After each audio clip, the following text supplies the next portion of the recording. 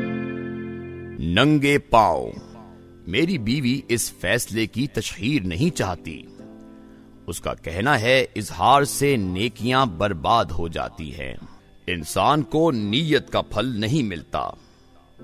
لیکن مجھے اس سے اتفاق نہیں، کیونکہ میری ناقص رائے میں نیکیاں دو قسم کی ہوتی ہیں۔ ایک وہ جو کسی خاص شخص یا ادارے سے متعلق ہوں، دوسری وہ جو پورے معاشرے پر اثر انداز ہوتی ہیں۔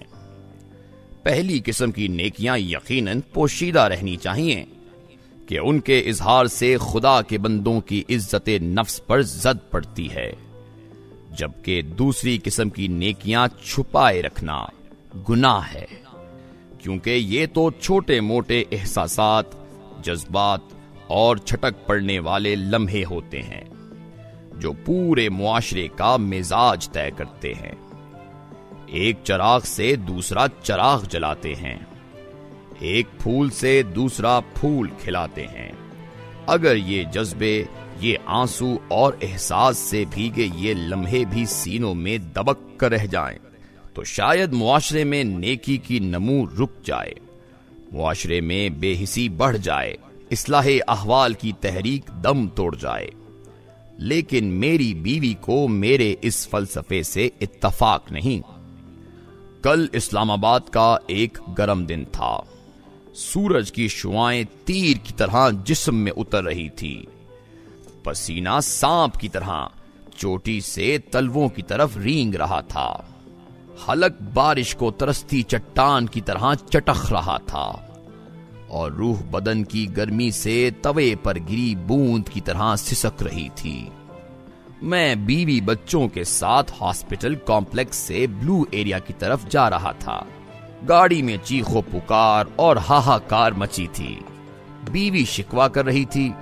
میں نے گاڑی پارک کرتے ہوئے احتیاط نہیں برتی، لہذا آدھ گھنٹے میں گاڑی دوزخ بن گئی۔ بچے بھی مجھے ہی الزام دے رہے تھے۔ ان سب کا خیال تھا اس حبس، تپش اور پسینے کا واحد مجرم میں ہوں، کیونکہ میری روایتی سستی سے انہیں یہ دن دیکھنا پڑا۔ لیکن میں معمول کے مطابق اس احتجاج پر توجہ دیے بغیر کان لپیٹے گاڑی چلا رہا تھا۔ جب ہم لوگ شاہراہ فیصل کے اس چوراہے پر پہنچے جہاں سے ایک سڑک 0 پوائنٹ، دوسری فیصل مسجد اور تیسری بلو ایریا کی طرف جاتی ہے، تو سگنل ریڈ ہو گیا۔ ہم بھی دوسری گاڑیوں کے ساتھ رک گئے۔ میں اس فرصت کا فائدہ اٹھاتے ہوئے ٹشو سے گردن کا پسینہ خشک کرنے لگا۔ میرے دونوں بیٹے پچھلی سیٹ پر چاکلیٹ کے لیے دستوں گریباں تھے، جبکہ بیوی اخبار سے اے سی کا کام لینے کی کوشش کر رہی تھی۔ باہر واقعی بہت گرمی تھی۔ یوں ہی گردن پر ٹشو رگڑتے رگڑتے میری نظر سامنے گاڑیوں کی دوسری قطار پر پڑی۔ میرا ہاتھ وہیں رک گیا، نظریں ٹھہر گئیں اور دل حلق میں آ گیا۔ میرے سامنے، بالکل سامنے ایک بچہ تھا، 5-6.5 برس کا بچہ، میرے بڑے بیٹے کا ہم عمر، پر اس سے زیادہ خوبصورت اور زیادہ پرکشش۔ لیکن اس میں ایک کمی تھی، میرے بیٹے کے برعکس اس کے پاؤں میں جوتا نہیں تھا۔ وہ میرے محسوسات سے لا تعلق پگھلے ہوئے تارکول پر پاؤں رکھتا ہوا ایک گاڑی کے قریب پہنچا، انگلی سے اس کے شیشے پر دستک دی۔ صاحب کار اس کی طرف متوجہ ہوا تو اس نے بھیک کے لیے دونوں ہاتھ جوڑ دیے۔ یقیناً اس لمحے اس کی آنکھوں میں بھوک، چہرے پر بے چارگی اور آواز میں رحم کی اپیل ہوگی، لیکن میں یہ پورے وثوق سے نہیں کہہ سکتا، کیونکہ میں تو اس کے چہرے کی طرف دیکھ ہی نہیں رہا تھا۔ میری نظروں کا محور اس کے چھوٹے چھوٹے پاؤں تھے، جن پر مٹی، دھول اور میل کے دھبوں کے ساتھ ساتھ پگھلے ہوئے تارکول کے داغ تھے۔ اس کی انگلیاں سوجی ہوئی تھی اور پیروں کے کوہانوں پر خون کی لکیریں رینگ رہی تھیں۔ وہ نامہربان دہکتی زمین سے بچنے کے لیے کبھی ایڑیوں کے بل کھڑا ہوتا، کبھی پنجوں پر زندہ جسم کا جنازہ اٹھاتا اور کبھی پورے معاشرے کی بے حسی کا بوجھ تلووں پر ڈال دیتا۔ لیکن تپش تو تپش ہوتی ہے، آگ تو آگ ہوتی ہے، وہ ایڑیوں کو بھی اتنا ہی جلاتی ہے جتنا پنجوں اور تلووں کو۔ میں نے غور کیا، بچہ شیشوں پر دستک دیتا ہے، ہاتھ باندھتا ہے، لیکن اس سے پہلے کہ گاڑی سے کوئی جواب آئے تیزی سے دوسری گاڑی کی طرف بڑھ جاتا ہے۔ میں نے اندازہ لگایا اس نقل مکانی سے یقیناً اس کے پاؤں کو آرام ملتا ہوگا، یا ہو سکتا ہے اسے گاڑی والوں کے جواب کا ادراک ہو۔ ٹھیک اسی لمحے میری بیوی نے گرمی کی شکایت کی تو میں نے انگلی سے باہر کی طرف اشارہ کر دیا۔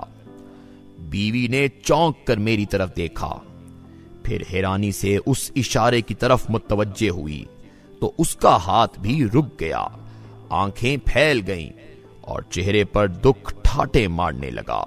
میری بیوی عام پنجابی عورتوں کی طرح بڑی دقیق القلب ہے، اسے بھی رونے کے لیے کسی خاص واقعے یا سانحے کی ضرورت نہیں ہوتی۔ یہ بھی حسب ضرورت ماچس نہ ملنے، ترکاری جل جانے یا استری سے کپڑے خراب ہو جانے پر سارا دن رو سکتی ہے، لیکن یہ منظر تو واقعی سانحے سے کم نہیں تھا۔ اس نے پیچھے مڑ کر دیکھا، میرے بیٹوں کی جنگ بدستور جاری تھی۔ غالباً چھوٹے نے بڑے کے بال کھینچ لیے تھے، جس کے جواب میں وہ زور و شور سے چلا رہا تھا، جبکہ چھوٹا دانتوں سے چاکلیٹ کی پیکنگ پھاڑنے میں مصروف تھا۔ بیوی نے میری طرف دیکھا اور اس کے منہ سے سسکی نکلی، یہ تو ہمارے فیضی جتنا ہے، اور پھر اس کی دونوں آنکھیں نیگرا بن گئیں۔ میں نے بچے کو بلانے کے لیے ہاتھ باہر نکالا، لیکن سگنل گرین ہو چکا تھا، پوری کائنات ہارنوں سے گونج اٹھی تھی۔ ٹریفک کی چونٹی آگے سرکنے لگی اور بچہ دوڑ کر دوسرے سگنل پر کھڑی گاڑیوں میں گم ہو گیا۔ میں نے بیوی سے ایوان صدر سے شاہراہ دستور کی طرف مڑتے ہوئے کہا، ہم ساری دنیا کے بچوں کے دکھ دور نہیں کر سکتے، ہم اس ملک کے سارے محروم بچوں کو کپڑے، جوتے اور کھلونے نہیں دے سکتے، ہم اس شہر کے سارے غریب بچوں کی خواہشیں بھی پوری نہیں کر سکتے، لیکن اس کا ہرگز یہ مطلب نہیں ہم اپنی استطاعت کے مطابق چند بچوں کو چند لمحوں کے لیے بھی خوش نہیں کر سکتے۔ بیوی نے ٹشو سے آنکھیں صاف کیں اور سسکتے ہوئے لہجے میں پوچھا، کیا مطلب؟ میں نے کہا، ہم ہفتے میں ایک بار ریسٹورنٹ میں کھانا کھاتے ہیں، اگر نہ کھائیں تو کیا مر جائیں گے؟ ہم ہر مہینے بچوں کے لیے کپڑے خریدتے ہیں، اگر نہیں خریدیں گے تو کیا بچے ننگے رہیں گے؟ ہر 3 ماہ بعد نئے جوتے لیتے ہیں، اگر نہیں لیں گے تو کیا ننگے پاؤں پھریں گے؟ مہمانوں کے لیے 5 ڈشیں تیار کرتے ہیں، اگر ایک آدھ کم ہو جائے تو کیا مہمان بھوکے رہیں گے؟ ہر چھٹی پر آؤٹنگ کے لیے جاتے ہیں، اگر ایک اتوار نہیں جائیں گے تو کیا زندگی ختم ہو جائے گی؟ 2 ماہ بعد لاہور کا چکر لگاتے ہیں، اگر 2 کی بجائے 4 ماہ بعد چلے جائیں تو کیا حج کا ثواب مارا جائے گا؟ اور روزانہ آئس کریم کھاتے ہیں، اگر ایک دن چھوڑ کر کھا لیا کریں گے تو کیا قیامت آ جائے گی؟ میری آواز میں خلاف معمول حرارت تھی۔ بیوی نے حیرت سے میری طرف دیکھا اور سر نفی میں ہلا دیا۔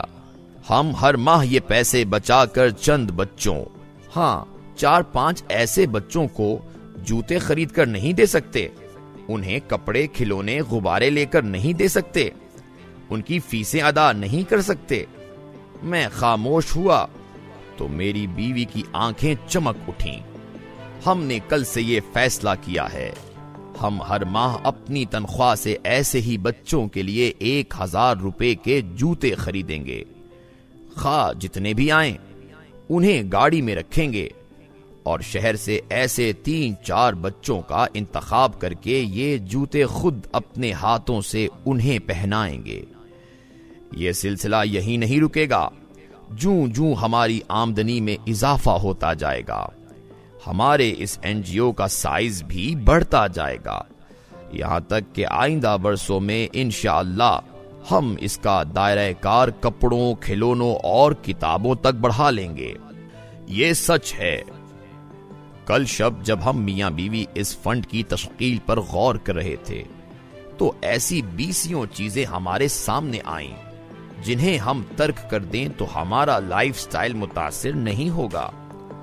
جب رات کھڑکیوں سے اندر آ گئی اور میں بتیاں جلانے کے لیے اٹھا تو میں نے سوچا اگر اس ملک کے میرے جیسے ہزاروں بلکہ لاکھوں لوگ اپنے اپنے گھر میں ایسے بچوں کے لیے 1000 روپے ماہانہ کا NGO بنا لیں تو کیا پھر بھی ہمیں سڑکوں پر ننگے پاؤں چلتے بچے نظر آئیں؟ جواب آیا نہیں۔ محترم قارئین، 10,000 میل لمبی مسافت کا آغاز 6 انچ کے پاؤں سے ہوتا ہے۔ آئیے آپ اور میں اس مسافت کا آغاز کر دیں کہ سفر کٹ ہی جائے گا، منزل کبھی نہ کبھی آ ہی جائے گی۔